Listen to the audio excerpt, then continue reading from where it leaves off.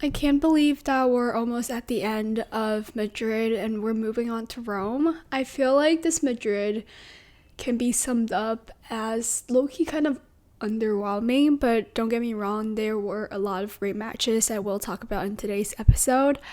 But I just feel like with the withdrawal from Carlos Alcaraz and like the early round losses from like Novak Djokovic, the men's side was just obviously a little bit lackluster. However, I really enjoyed the results because Draper and Casper Ruud are two of my favorite players and they're playing in the finals.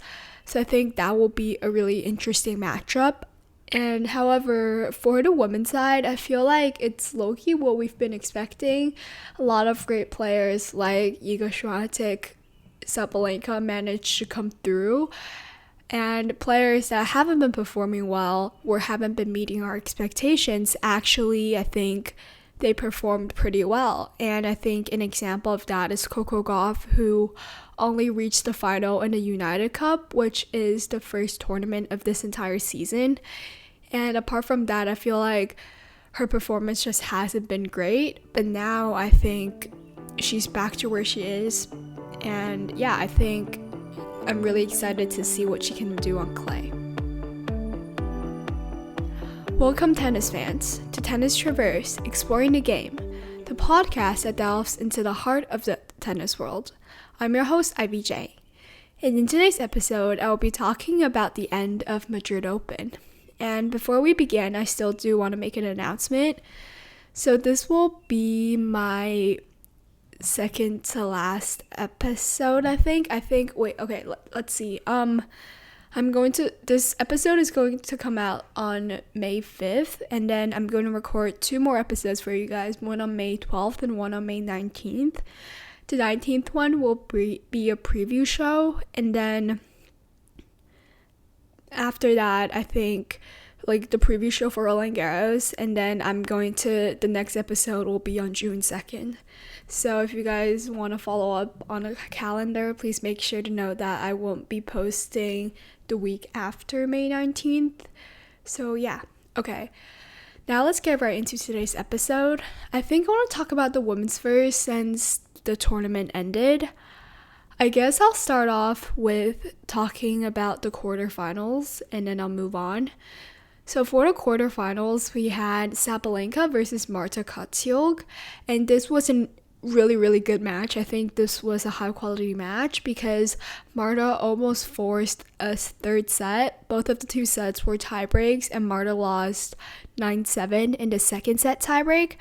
I just thought that they both played incredible and Marta really fought for just like everything. However, Sabalenka is just such like a dominant player and she's able to get herself out of like difficult situations such as being down a set point by just hitting an incredible forehand shot on like such a important point that your opponent really can't do anything about it. And I think that's what's so good about Sabalenka is that unlike a lot of other players I say on tour who maybe just play according to their opponent, I think Sabalenka is someone that really dominate a point by herself, and she knows that the match is on her racket, and I think that's a really important skill to have. And then the other quarterfinal I want to talk about is Mayuka Uchijima versus Elina Svitolina. So I want to start off with Uchijima first because I think she's really an incredible player. Her run to the quarterfinal is great. She beat Robin Montgomery the first round in 3 sets, and then she beat Ons Jabeur in 3 sets as well. In the round of 32, she actually destroyed Jessica Pegula with a score of 6-3, 6-2. And then she beat, in the round of 16, Ekaterina Alexandrova, who has been, I think, playing pretty well this season. And yeah, however, Svitolina, on the other hand, has just been on fire for a long time. Her form has been great since the clay swing started. She went to the final and opened the Rune, which is a tournament that took place in Stuttgart, Germany. It's a 250 tournament. and she won that tournament. And in Madrid, she's like completely obliterating her opponents. In a round of 32, she beat Elina Svitolina 6-3, 6-4. She beat Zachary 6-3, 6-4. And in the quarterfinal, she completely dismissed Uchijima with a score of 6-2 and 6-1. I think she's a player that everyone should look out for, especially I think that Madrid really can't tell that much about a player because it's like really far, and there's Rome, and I think Rome can tell more about a player for Roland-Garros, like how well they prepared. But I think if Svitolina was to carry on with her form, she's going to do incredible things, and I think she really have a chance at maybe going to the semifinal of Roland-Garros. And I just think that I know Madrid really suits her playing style because it's like, it just suits her playing style. But I think she's playing well everywhere. So I don't think it's just Madrid. I think it's her. And I think it's really going to shine through in Roland-Garros if, please fingers crossed, she doesn't face any major injuries. And then I want to talk about Andreeva versus Coco Gauff. So this match was really, I think, just interesting. I don't know if interesting is the best word because Andreeva and Coco Gauff played an incredible first set. I think Andreeva maybe should have won that set. They both played with amazing quality. However, the second set, Andreeva just completely fell off. I don't know if it's mental, but I think she just maybe resulted back to where she was last year, where if she thought a set, like she should have won a set, the second set, she's just not as focused. But I think Coco still, she's doing really great. I think just coming back from a bunch of not really good performances, for her to beat a lot of great players. For example, she beat Yastremska in the round of 64. She beat Bencic in a round of 16th, and she went on to beat Iga Swiatek in the semifinal, which I will talk about later. And then our last quarterfinal, Madison Keys versus Iga Swiatek.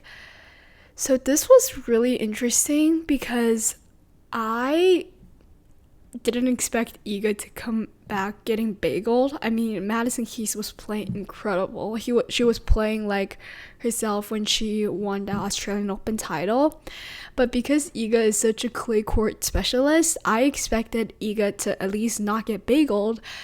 Yeah, like this is, I think, her first time getting bageled on clay in like 6 years, I think, which is such a long time ago. But yeah, however, I think this really shows that Iga has some mental strength because she's obviously, I think Madison Keys' level also fell off a little, but Iga managed to come back 6-3, 6-2, and I think that's a really big accomplishment because she hasn't lost a set in in a big way for such a long time, and I think to come back is pretty impressive.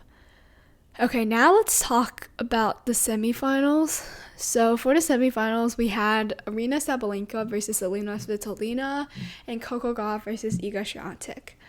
So I want to talk about the Svitolina match first because going into this match, I really did think she had a chance. I think, obviously, Sabalenka is always just such a dominant force, but I expected it to be really close because even though on paper she does not match well to Sabalenka at all, but she's been playing incredible, and who knows what might happen because I feel like Sabalenka, for example, in Stuttgart in the final, she just lacked a little bit of fight in her, but I think she regained that completely in the semifinals, and she managed to beat Svitolina 6-3, 7-5. But I would really like this matchup to happen again in Rome, if obviously can happen. And then for the other semifinals, we had Coco Gauff versus Iga Swiatek. Okay, so for this semifinal, it was really unexpected to me because Coco Gauff seemed to just completely find her form again, which is really unexpected because we know that the main problems, I'd say, in Coco Gauff's game is her double faults and her forehand.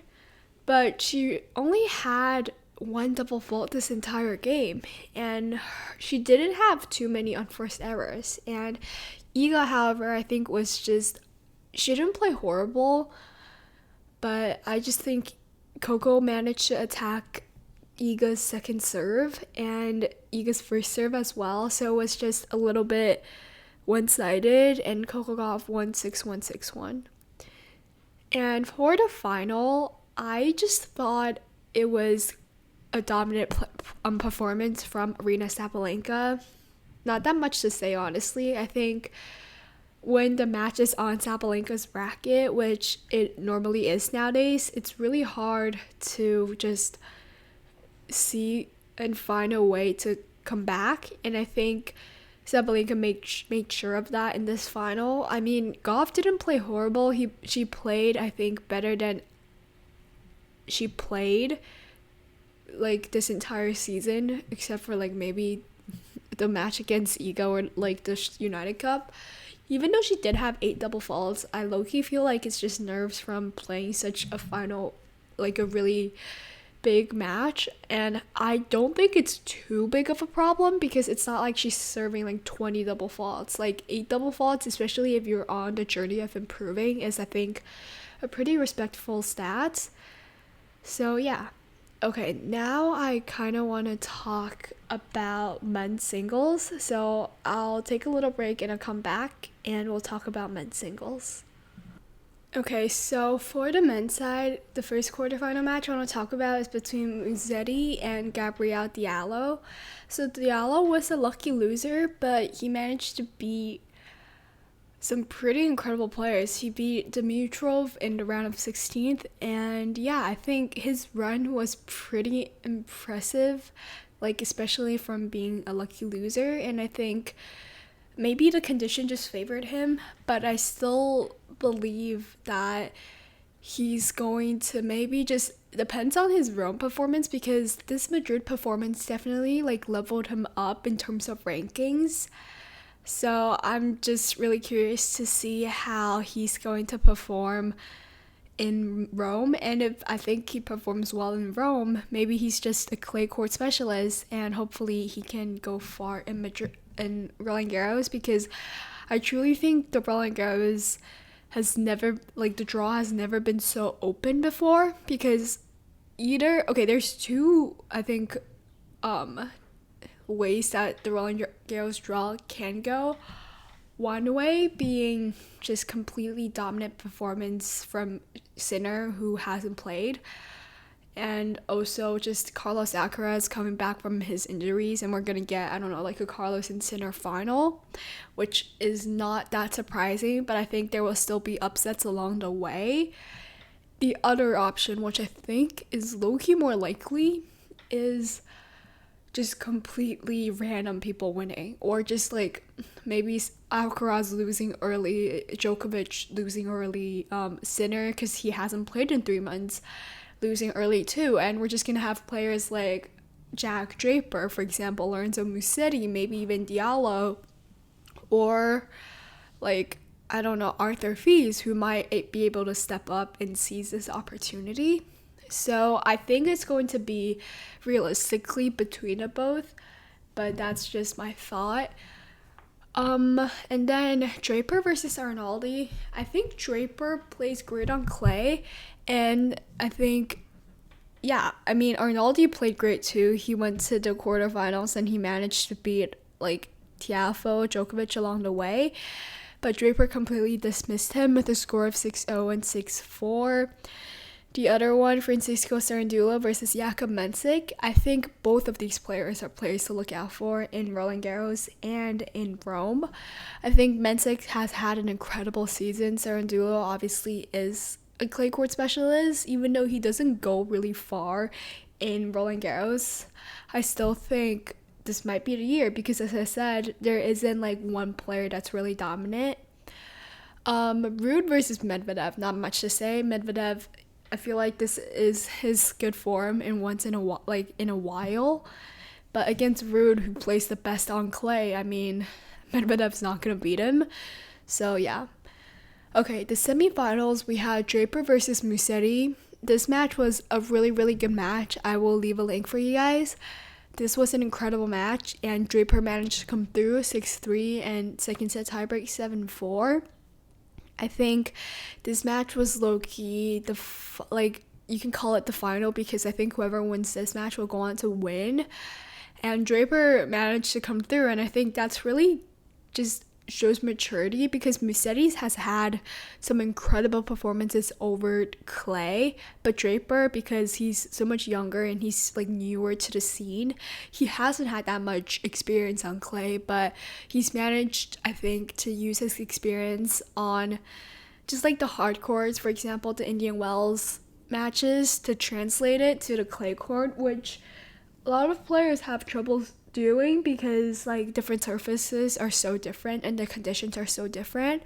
But I think Draper did it pretty well, and I think you could just tell how much he trusts his body now. Like, he's not always scared of having an injury, because he low-key changed his playing style to, I guess you could say, not that much in a way of, I'd say, like running or chasing down every ball. I think now he like noticed that he has the power. He's a big man and he's able to hit the ball through his opponent. And when he has to defend, I think he's also able to do that.